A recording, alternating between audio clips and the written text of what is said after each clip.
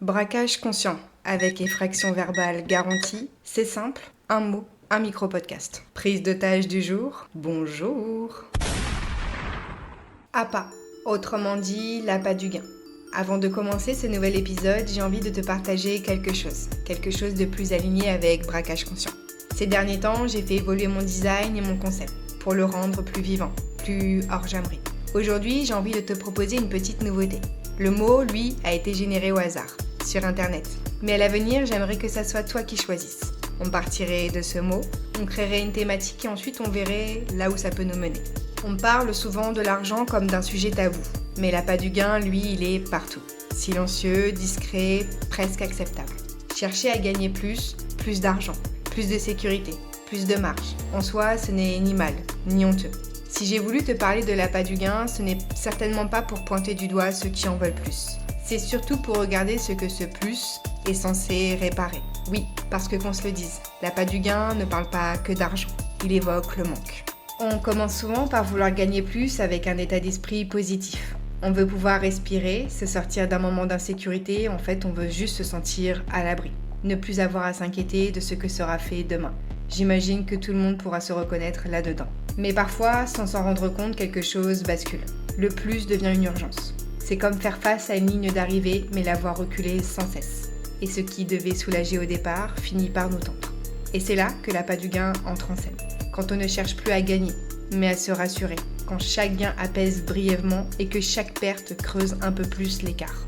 L'appât du gain devient peu à peu un piège. Il te promet monts et merveilles et te fait croire que la prochaine fois, ça sera la bonne, que ce sera suffisant. Et tu connais la suite. D'ailleurs, on le voit très clairement dans certaines histoires de jeux d'argent. C'est le moment de l'histoire, de l'anecdote de l'épisode. Alors, c'est parti! Il y a cet homme, appelons-le Sam. Sam ne commence pas pour devenir riche. Il commence parce qu'il cherche à arrondir ses fins de mois. Les temps sont durs et chacun trouve un moyen de s'en sortir comme il peut. Stop! Petite pause dans l'histoire. Il est clean le Sam. Je te rappelle qu'il y en a d'autres qui vendent des photos de leurs pieds sur internet et t'as ceux qui achètent. Bon, un peu de sérieux, reprenons. Au départ, il mise de manière raisonnable et se fait un petit gain.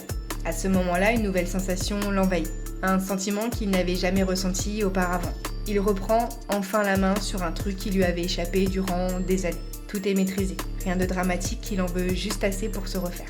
Et sans s'en rendre compte, la situation change.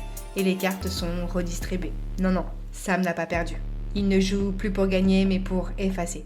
Effacer la perte, la tension, la sensation d'avoir raté quelque chose. L'argent n'est plus une récompense, mais une promesse. Et c'est là souvent que les ennuis commencent. Sam deviendra alors dépendant au jeu. Il développera une addiction au gain. Il va certes gagner, oui, mais perdra gros, tant sur le plan pécunier que sur le plan humain. Isolé de tous, il perdra la trace de ce pourquoi il avait commencé. Il finira par s'endetter et par suivre une thérapie où il se fera soigner. Toutes les histoires que l'on vous raconte ne finissent pas forcément mal. Ceux qui s'en sortent ne sont pas ceux qui gagnent le plus, ce sont ceux qui s'arrêtent au bon moment, ou ceux qui peuvent se payer des conseillers financiers. Sam, par exemple, ne s'en sort pas grâce à un gros gain. Il s'en sort le jour où il comprend une chose simple, mais pourtant difficile à accepter. Ce n'est pas l'argent qu'il cherchait, mais le soulagement. À partir de là, il ne combat plus le jeu. Il écoute ce qu'il révèle. Un besoin de sécurité, une peur de manquer, l'angoisse de devoir compter. Sam a fini par être fatigué de mener une existence moyenne. L'argent redevient ce qu'il n'aurait jamais dû cesser d'être. Un outil, et pas une béquille sur lequel s'appuyer. Et c'est là que l'appât du gain devient intéressant. Parce qu'il peut vouloir dire quelque chose de positif. Chercher à gagner plus peut vouloir dire que l'on veut se sortir d'une situation injuste. Se donner de l'espace. On veut créer, transmettre, choisir. La différence ne se joue pas dans les montants, mais dans l'intention. L'appât du gain ne dit pas qui nous sommes, mais ce que nous cherchons à combler. Le problème n'est pas de vouloir plus, c'est de croire que ce plus réparera autre chose. La vraie question à se poser, ce n'est pas combien je vais gagner, mais plutôt, est-ce que je cherche à gagner plus ou à manquer moins ? À partir de là, fais-toi ton propre constat. Attention, je ne te dis pas que l'argent ne vient pas participer au bonheur. Il y contribue très largement, soyons honnêtes. Mais il ne règle pas tous les maux. Et je ne te parle pas de ceux que l'on emploie, mais des maux que l'on ressent à l'intérieur de nous. Je me dis souvent que l'argent ne peut pas tout acheter, comme par exemple la santé. Alors oui, si t'es blindé, tu risques d'être beaucoup mieux entouré médicalement parlant. Mais ce n'est pas l'argent qui va te sauver.